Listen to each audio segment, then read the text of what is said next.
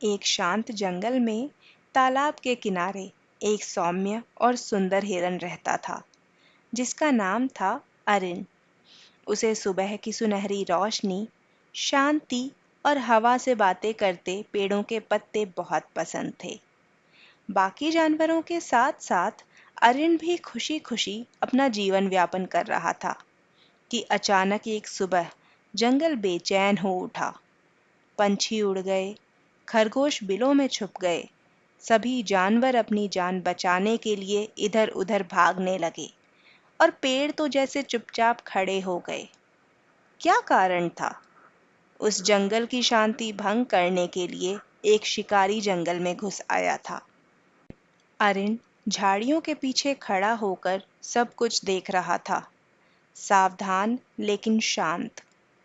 शिकारी धीरे धीरे चल रहा था, हाथ में धनुष लिए और तेज आंखों से अपना शिकार ढूंढ रहा था। तालाब के पास पानी पीती हुई हिरनी बेचारी शिकारी की नजर में आ गई।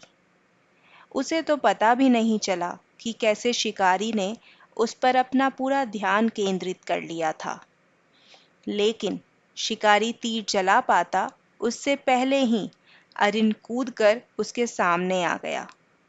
हिरनी तो भाग गई, अब उसकी जान बच चुकी थी, लेकिन अब शिकारी का पूरा ध्यान और धनुष दोनों अरिन की तरफ थे। पर ये क्या, अरिन तो डरा ही नहीं, वो भागा भी नहीं। शिकारी ठिठक गया। अरिन उसकी आंखों में सीधा देख रहा था, बिल्कुल शांत, बिना डर के, बिना भागे। ना कोई घबराहट, ना कोई चिल्लाहट, बस एक गहरी नजर और शायद भरोसा। शिकारी के हाथ कांप गए। वो फुसफुसाया, अरे तुम भाग क्यों नहीं रहे हो? लेकिन अरिन तब भी वहीं खड़ा रहा। अरिन की हिम्मत देखकर बाकी पक्षी और जानवर भी वहां इकट्ठे हो गए। ऐसा लग रहा था मानो उन्हें शिकारी से कोई खतरा महसूस ही नहीं हो रहा। उनका डर खत्म सा हो गया था। ये सब देखने के बाद शिकारी के मन में शायद कुछ बदल गया। उसे अब निशाना नहीं दिख रहा था। दिख रहा था तो बस एक जीवित, सुंदर जीवन। उसने धीरे से धनुष को नीचे रख दिया। पंछी वापस लौट आए। जंगल ने फिर से एक गहरी सांस ली।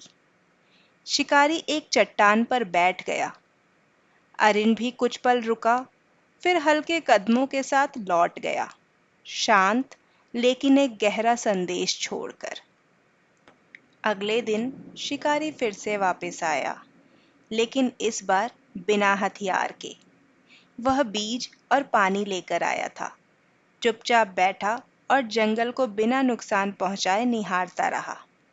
अब वह अक्सर आता था, लेकिन कभी शिकार के लिए नहीं, बल्कि जंगल के और जानवरों के संरक्षण के लिए। आखिर अरिन ने शिकारी की इंसानियत को जगा ही दिया। आपको ये कहानी कैसी लगी हमें कमेंट करके बताइएगा। मिलते हैं अगले शनिवार ठीक इसी समय रात को 10 बजे एक नई और रोचक कहानी के साथ। तब तक के लिए बाय बाय।